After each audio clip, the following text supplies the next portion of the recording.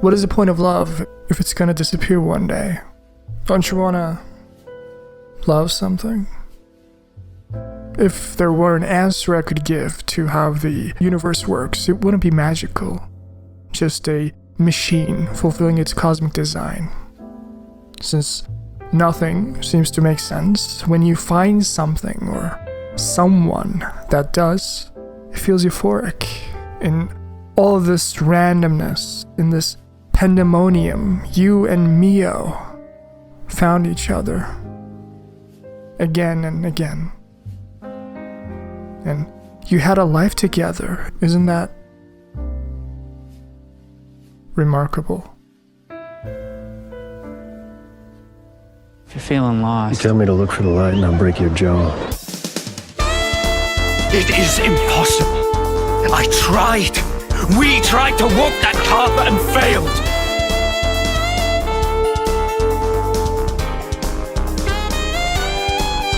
What am I even doing?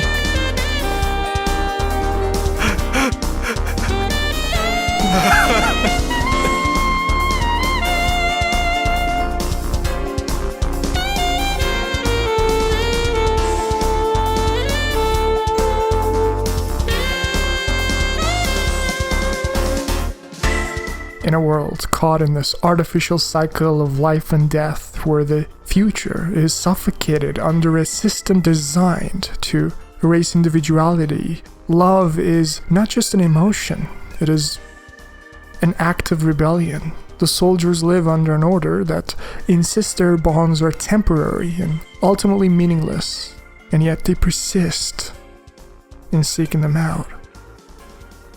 Love becomes not a given, but a choice, made in the defiance of it all. The city is my proof and evidence. Bringing new life in this world represents the dialectic tension between freedom and necessity. The baby is bound by necessity still, trying to carve themselves a safe haven in a world that uses corpses to prop itself up. Yet through freedom, love, and sacrifice, they push the boundaries of what might be possible, approaching a higher understanding beyond the Kavesi and Agnians in this war.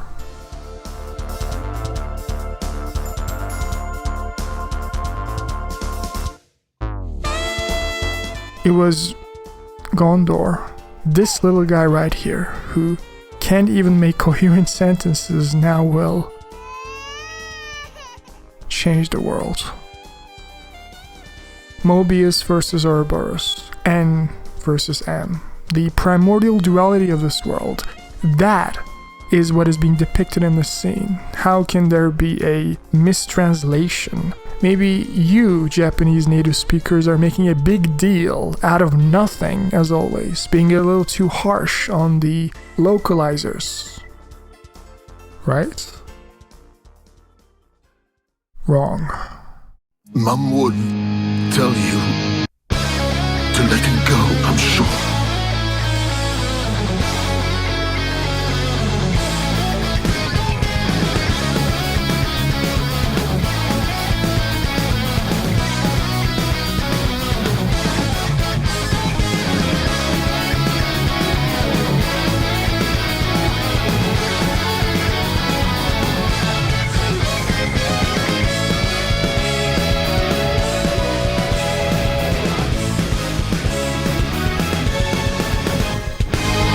In the current of the eternal flow, you need not justify the means.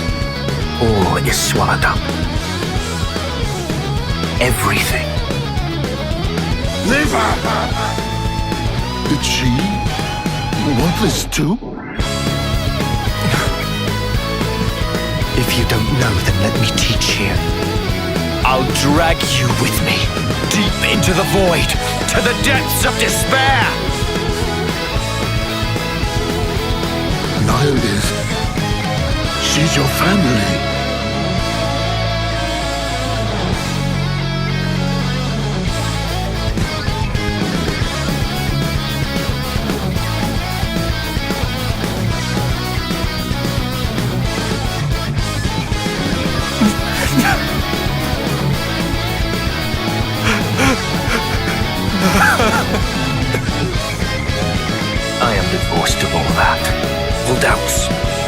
misgivings gone! What am I even doing?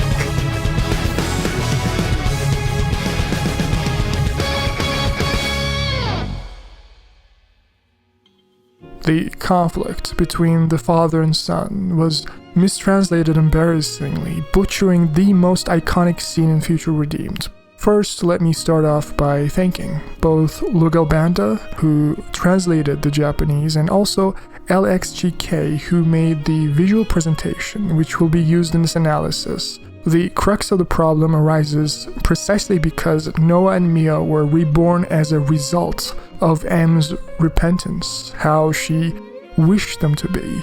M's conscience formed the protagonist who came to represent Ouroboros. There is no confusion in the base game regarding her allegiance. Frankly, it is as cut and dry as it gets. So, you would think when Ghondor passes the torch to Matthew in Future Redeemed, he is following on M's lead, what his mother would have wanted, right? How confidently M says, "Our hopes and dreams made into a little person," as if she, or N for that matter, have all the answers. No, they don't. The Ouroboros might appear the same, but they were doing something wrong, clearly. Malos, the Endbringer, was by their side after all. That can't be right. We don't want to admit it as parents, that we're not good enough, that our life experiences weren't enough to stem the tide, how our faults and shortcomings are the reason why we're paying only this lip service, saying how we want freedom for everyone else, but then we have logos tucked away in there.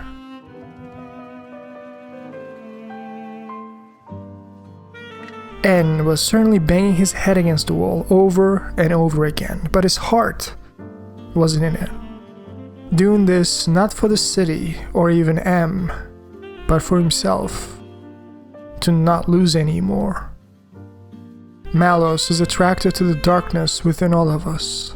In every reincarnation, the Endbringer failed to end it. Maybe he never wanted to deep inside, never really made the effort. Maybe Mobius and Logos should have danced together all along, and eventually, they do. But this little guy, he is interesting, to say the least. Ghondor will lead the way to a new world, a new way of life. That won't probably be the life for the world that she thinks. Definitely not him. Which brings us to the most severe mistranslation of Xenoblade Chronicles 3. Mum would tell you to let it go, I'm sure. I know it. But you can't choose this path. きっと行けと言うんだろうな。母さんは。だけど、選べないよ。その道は。Ghondor. Mom would probably tell me to go, but I can't choose this path. Going with Alpha to a world without pain and suffering sounds beautiful. It might seem obvious now, but in a world where the concept of Ouroboros is still in its infancy, it is not a stretch to think that if M was given the option of going with Alpha or staying here with Mobius stuck in this godforsaken world, well, she would at least want Ghondor to have a future, a life. We want to see our children doing better than us as parents, to lead happier lives, to not go through the same problems and obstacles that Mommy and Daddy had gone through. But now everything is harder with her son's age, a very, very old man who regrettably doesn't have a lot of years on his flame clock. I suppose when you're not a Mobius, time is not very kind.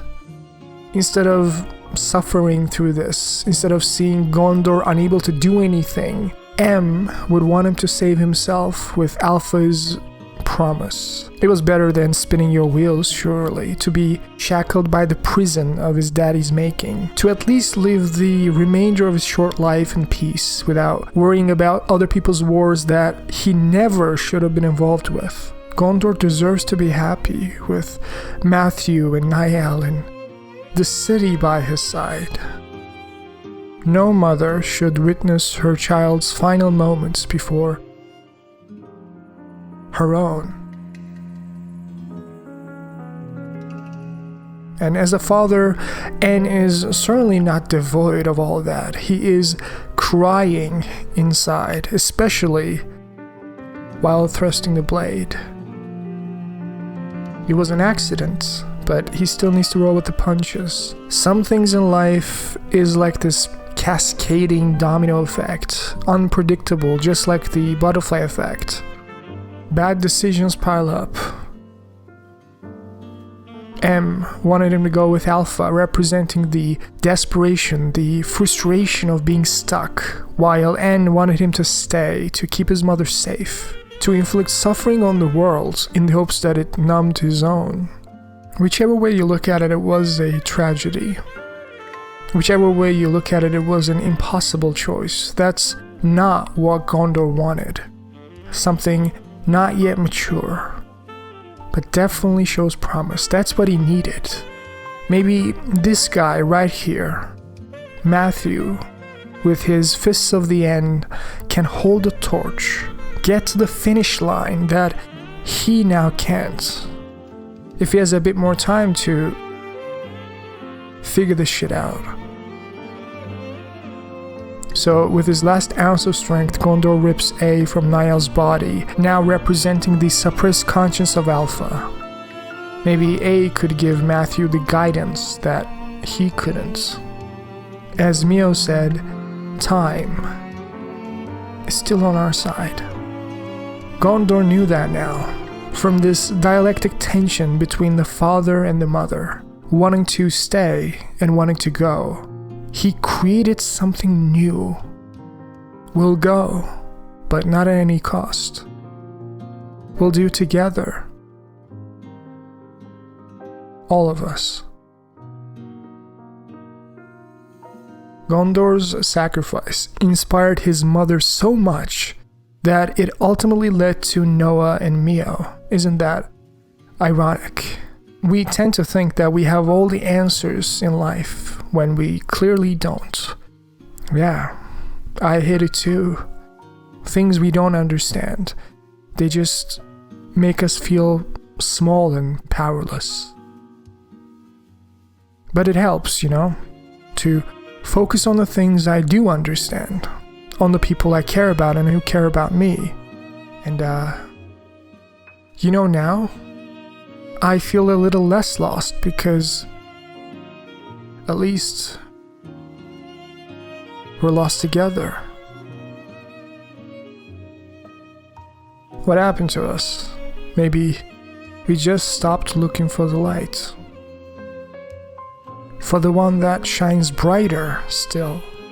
Instead of forsaking the Yorins and Shanias of the world to bastardize the Mobius within, we had to find a way to do this without spitting on their face. This isn't just about you or your people. The old immortals were a part of us. Kevesi and Agnians were like Bionis and Mechanis. The soldiers were just like us, in fact, trying to make sense of the pain, to find meaning in it. In this pandemonium, we had to move forward without forgetting them, without forgetting our past, our history. This is what I'm talking about. N's answer to Matthew only makes sense in this context with the correct translation. The wrong one, where Ghondor goes, "Mom would tell you to let it go," is confronted with this Ghondor. Emphatic Ghondor response from N. There is surprise in N's words, his face and his eyes. What Ghondor said here can't be this generic repetition of "you need to stop, father," but something different, something that N wouldn't expect his son to say. And you know what he actually says? "Mom would want me to go with Alpha, but I can't choose that path. See, in Japanese, the subject in a sentence can be omitted, since by using the context you're expected to infer whether it's you, I, he, she, or they. Unfortunately, the localizers aren't always conscious of the nuances of the story, so they've changed I can't do this to you can't do this. But that can't work because Ghondor denied the promised world that his mother would have wanted him to go, and was genuinely surprised and assumed that he had a change of heart, that he made the effort to see the world from his father's eyes for once. Seemingly following on En's lead, Ghondor attacks Alpha to stop the city people from going, to give this world more time without killing Nael. En must have thought that Ghondor was sacrificing his life for Nael, just as he sacrificed his conscience for M by becoming a Mobius, to keep your family safe, the will to live, to carve a little bit more time, whatever the consequences, even if this city burns. But that story was just that, En's way of coping. It must be so tiring to stand alone in a world edge to bleeding edge filled with sorrow, to carry the burden of this world all by yourself. When Matthew twisted his arm and was convinced that this was Gondor's choice, not his, he simply cut him down as he desired. A compromise of sorts was made and Nael's life was spared. And desperately wanted to believe his son sided with his father. No, not because he wanted to, but because he needed it. Otherwise, how could he live with himself to know what he did to his son? This is why this conversation I'm about to show you cannot be easily explained. In fact, it can't be explained in the localization, because the official translation we got was all wrong. Killed Grandad. It was Gondor's choice.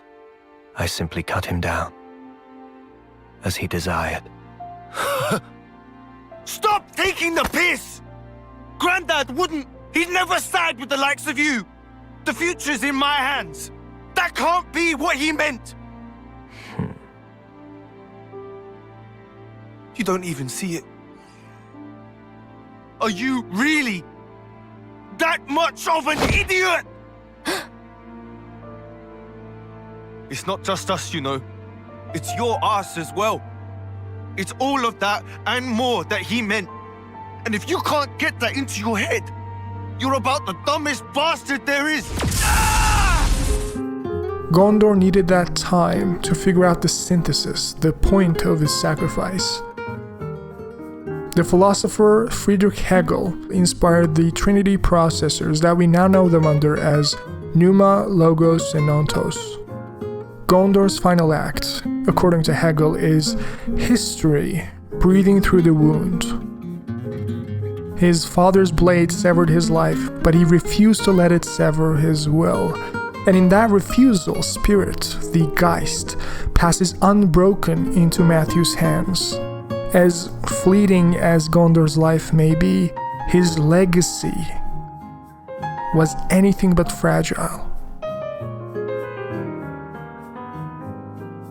No, we'll go, but not at any cost. We'll do together, all of us. In German, aufheben can mean to cancel or abolish, to preserve or keep, or to lift up or elevate. Hegel deliberately uses it because the dialectic does all three at once. When a conflict moves to its synthesis, the limitations of each side are cancelled, the truth or the essential parts of each side are preserved. The result is elevated into a new, higher form that contains more truth than either side alone. From N's side, it takes the protection to remain in the world's struggle. From M's side, it takes the destruction, the refusal to be consumed by the system's oppression. Now, combining both as this resistance that endures without surrendering its integrity, that is Ouroboros. After all, what Nael wanted as Alpha, this promised world, it was never gonna work. With With or without Mobius, nothing will change. In the end, people always kill people. Those soldiers were still part of the cycle. I bet they were controlled. Doubt it. No red irises. Savages. They killed Kyra just to add on a measly few extra days. You can't keep every bloody person happy. How can you not understand it's impossible? The only true end is the moment you give up. Isn't that what Grandad taught us? Then show me already! This world of peace where nobody has to die. Make it come true. You think you could do that, do you? You think you've got what it takes?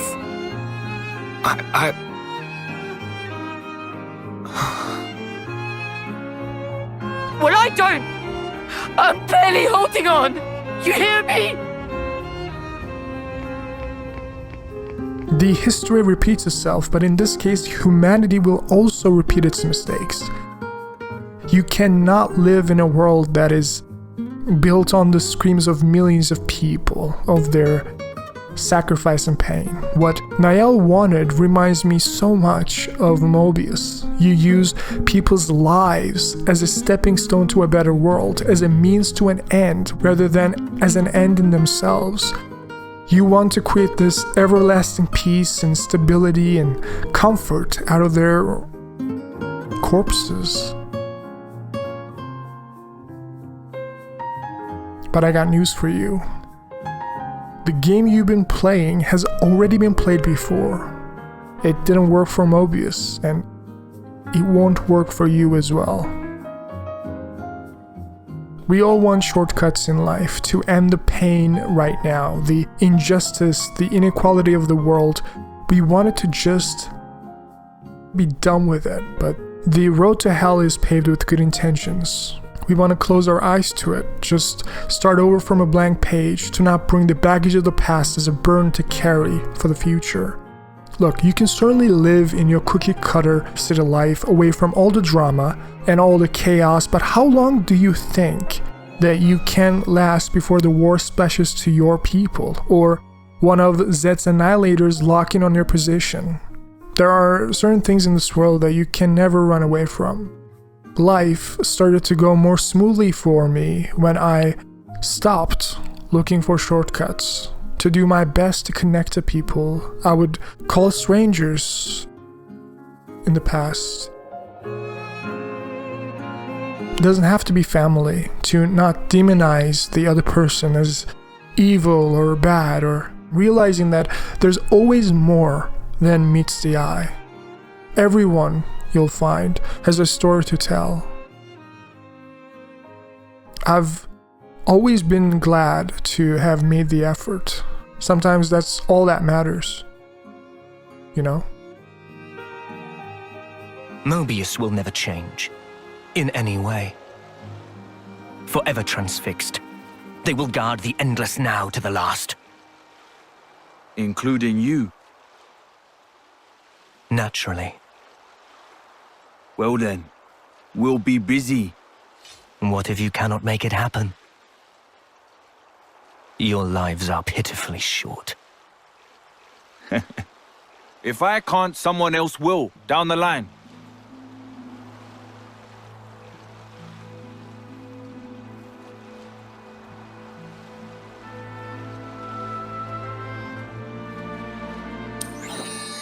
Who knows?